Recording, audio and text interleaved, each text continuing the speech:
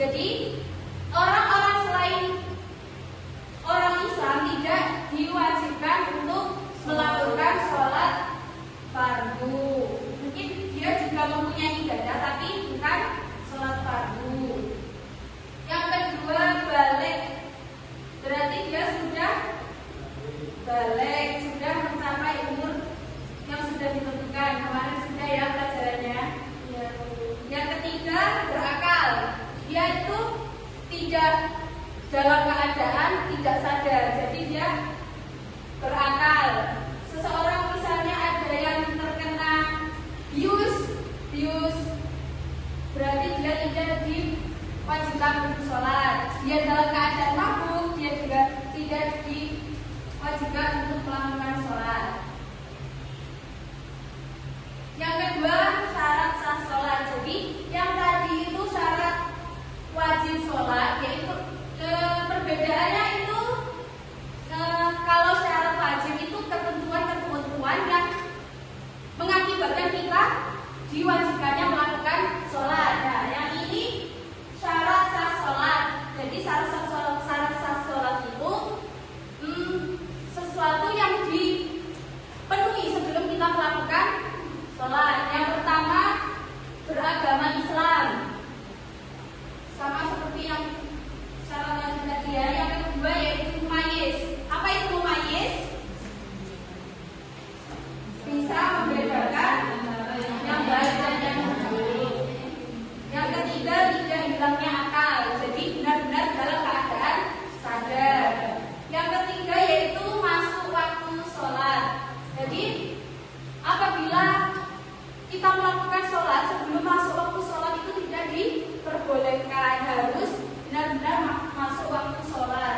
Selanjutnya yaitu suci dari hadas kecil dan suci dari hadas besar. Jadi seseorang melakukan sholat itu harus suci dari hadas kecil dan hadas besar. Cara bersucinya sudah diterangkan minggu kemarin.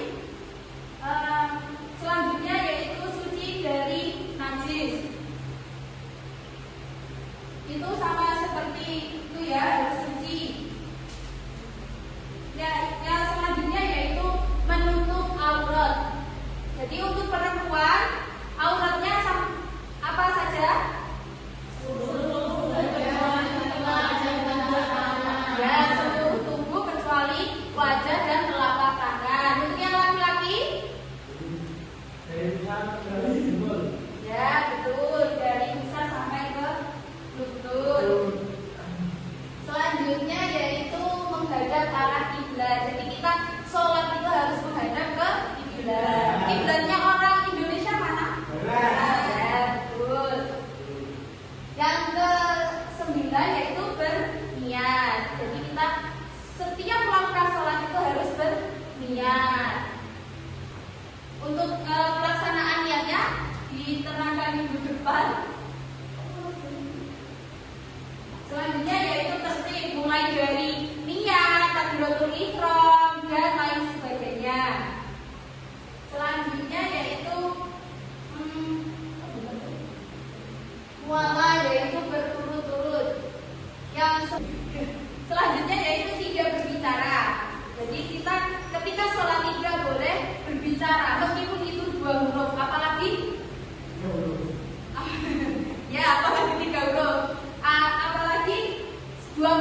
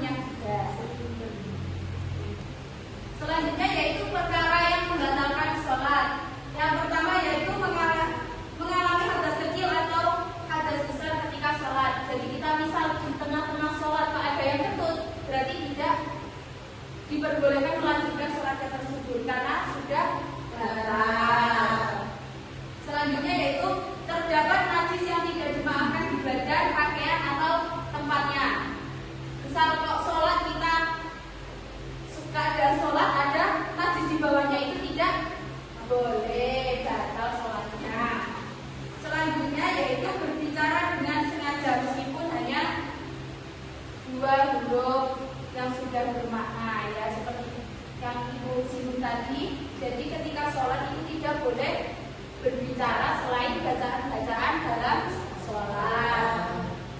Selanjutnya yaitu tertawa berbahak-bahak. Ya, kita berbicara dulu saja tidak boleh, apalagi tertawa. Selanjutnya makan atau minum meskipun sedikit. Jadi meskipun itu hanya sisa-sisa di mulut itu tidak boleh, tetap sholatnya batal. Selanjutnya yaitu murtad saat sholat. Terus selanjutnya gila ketika dalam keadaan sholat. Terus berpaling dari arah kiblat itu juga membatalkan sholat. Yang selanjutnya yaitu auratnya terbuka dan tidak segera ditutup. Biasanya sholat itu yang paling rawan pakai mukena potong. Kalau buat yang perempuan ya, biasanya kena tipes itu. Nah, itu bisa membatalkan sholat kalau sampai terlihat auratnya.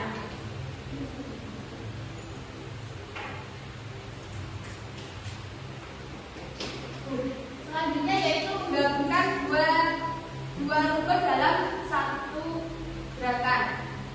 Misalnya kita dalam keadaan rukuk, kita langsung sujud itu batal, tidak boleh ya. Harus i'tidal terlebih dahulu.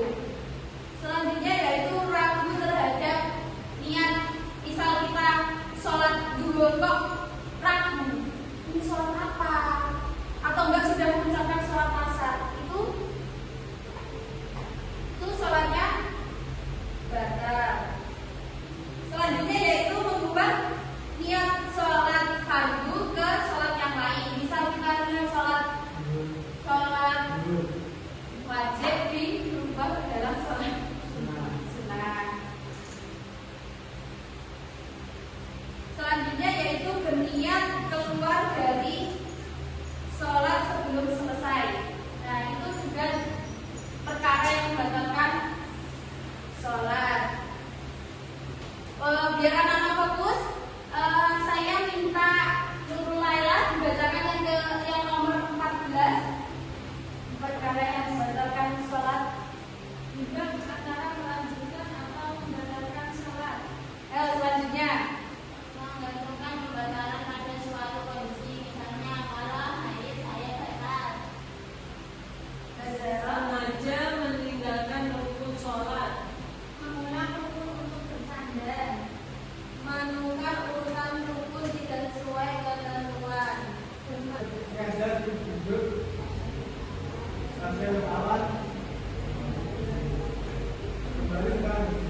Ya, itu tadi merupakan perkara yang membatalkan sholat.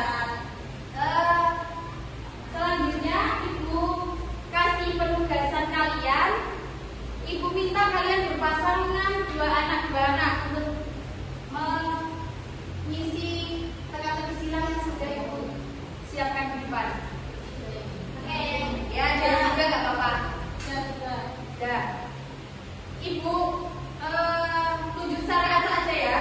Ya, yang pertama masih yang cowok aja. Ayo. Nomor 1.